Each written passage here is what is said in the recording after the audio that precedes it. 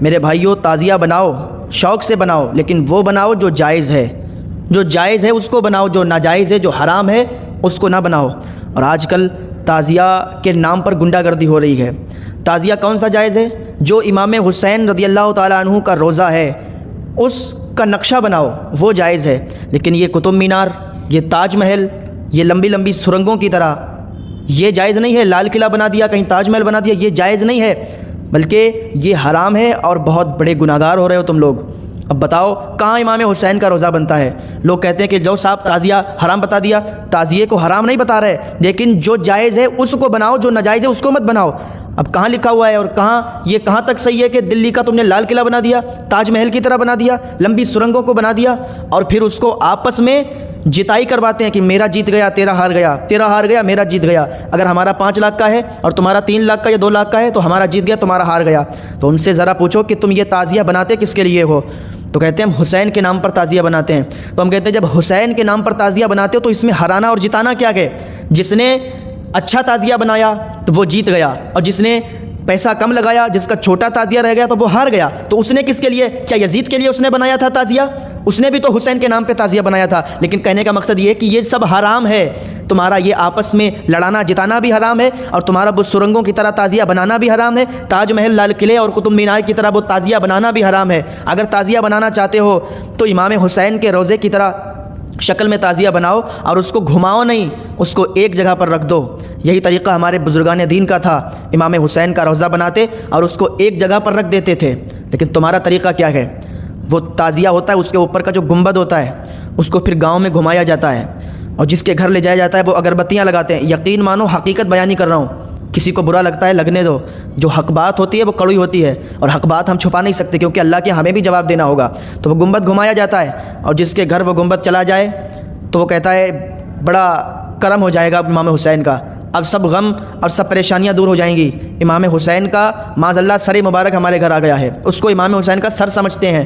کہیں کہیں پر جو لمبے لمبے تعزیے ہوتے ہیں ان کے اوپر جو گنبد ہوتا ہے اس کو گھماتے ہیں، بڑی اچھائی سمجھتے ہیں ایک دوسرے کے گھروں پہ لے جاتے ہوئے، اور پھر وہ ڈھول تماشوں کے ساتھ آگے آگے وہ گنبد ہوتا ہے اور پیچھے پیچھے ڈھول تاشے بجتے ہیں، لوگ اس میں ماتم کرتے ہیں۔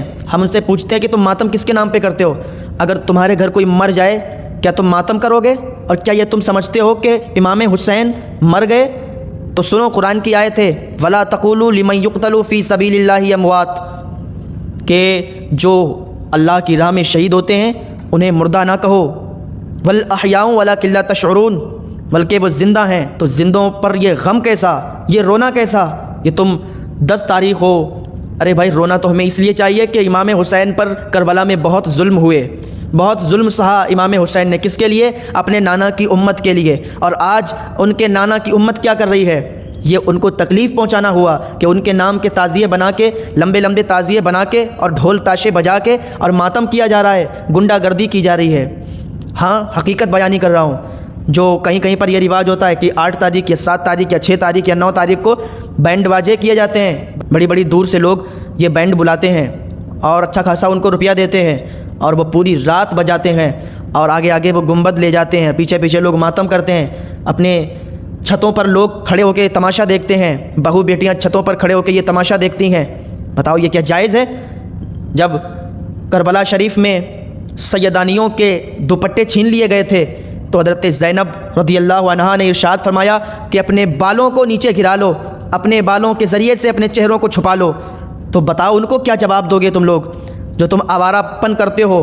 ہمارے گھروں کی جو بہو بیٹیاں بے پردہ ہو کر اور وہ تعزیہ دیکھنے جاتی ہیں، بے پردہ ہو کر وہ ڈھول تماشے کا مزہ لیتی ہیں، بے پردہ ہو کر وہ تعزیے کے ساتھ گھومتی ہیں، کل وہ سیدانیوں کے سامنے، کل حضرت فاطمۃ الزہرا کے سامنے، حضرت زینب رضی اللہ عنہا کے سامنے وہ کیا جواب دیں گی؟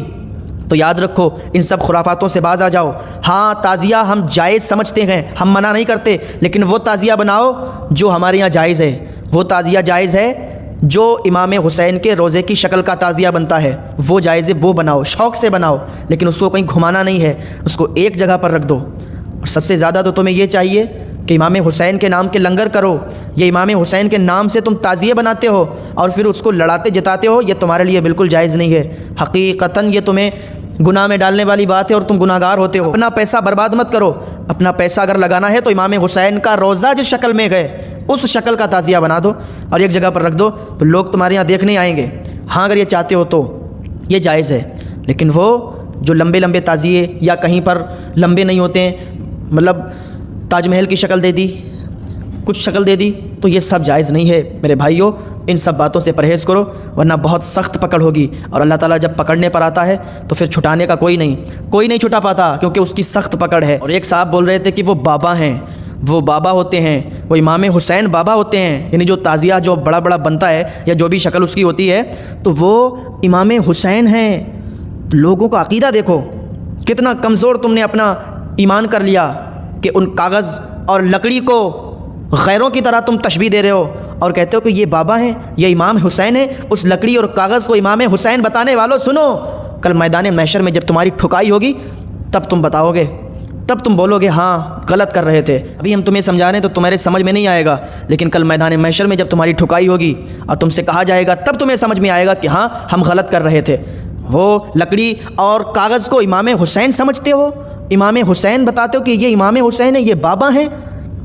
او مسلمانوں ذرا ہوش کی پیو، کیونکہ تمہیں مرنا بھی ہے۔ یہ تو زندگی بھر تو تمہیں یہاں رہنا نہیں ہے، مرنا ہے اور مر کے سامنا کرنا ہے امام حسین کا۔ جب امام حسین کے سامنے حاضر ہوگے تو پھر کیا جواب دو گے؟